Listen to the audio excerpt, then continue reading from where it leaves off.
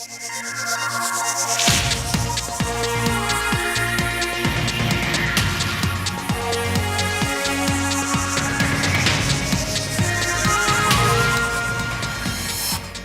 কমাতে দীর্ঘমেয়াদী প্রকল্প থেকে সরে আসার নির্দেশনা প্রধানমন্ত্রীর।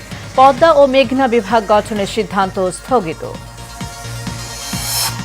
বিএনপির সাথে জাতীয় পার্টির জোট নয়, দেশে ফিরে বললেন রওশন এরশাদ। দলে ঐক্য ফেরানোর প্রত্যয়।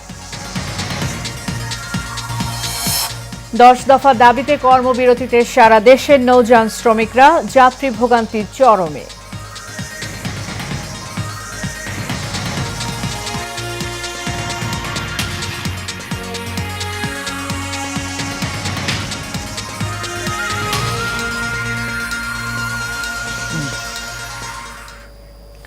স্বাগত এশিয়ান নিউজের সাথে আছি সাবরিনা জিয়া। এতক্ষণ শুনছিলেন সংবাদ শিরোনাম, এবার চলে যাব পুরো সংবাদে।